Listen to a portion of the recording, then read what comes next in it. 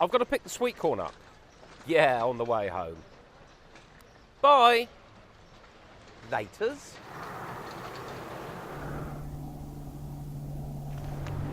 Morning. That's funny. What? A plane. It's dusting corn where there ain't no corn. Run away!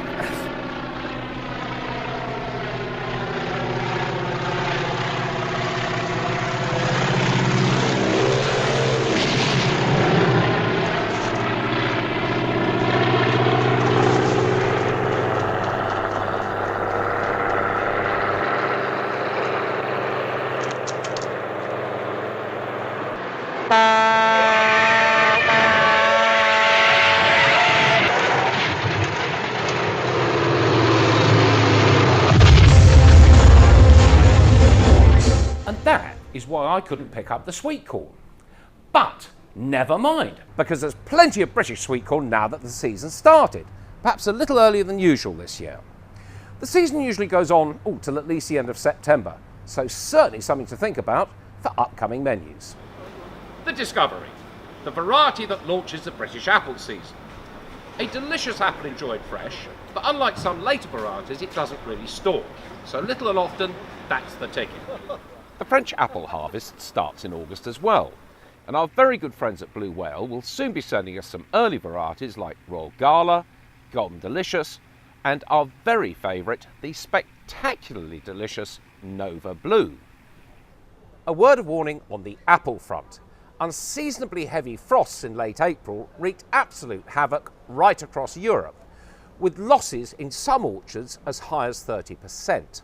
Inevitably, prices will be fairly firm, and there certainly won't be as many apples as there were last year. Mind you, there was an awful lot of apples last year, it was a real glut, so the news is not all that gloomy. Julian and I are beside ourselves with excitement. The very first cobnuts have arrived from our good friends at the New Cross Fruit Farm in Somerset. We've already talked about the joys of sweet corn, but what other late summer veg should be gracing your August menus? Come with me into the fridge. There's already a very decent range of new season British squashes, with plenty more to come. British leeks are terrific value and terrific quality. Glorious rainbow chard. The first of this year's parsnips and Swedes, as well as a smattering of early Jerusalem artichokes from France. Orange Chardonnay carrots from Norfolk are back, and the coloured varieties should be along by early next month. Sadly, peas and broad beans are at an end, but there's plenty of terrific runner and bobby beans. There's still lots of very decent value courgettes, and one of the great glories of late summer, the marrow.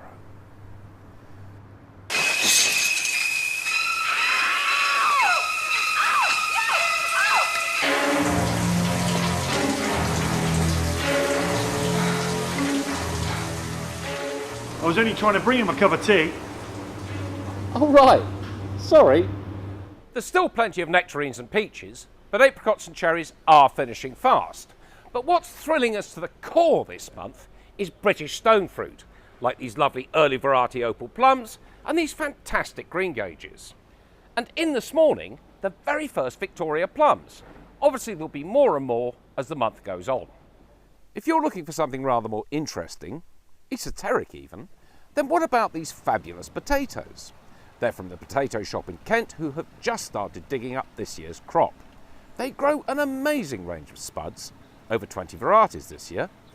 Get in touch with your local depot if you'd like to find out more. They reckon these are the new superfoods, apparently. Stands to reason, doesn't it? Why don't you? Of course. Cures cancer and gives us the all. Says so in here.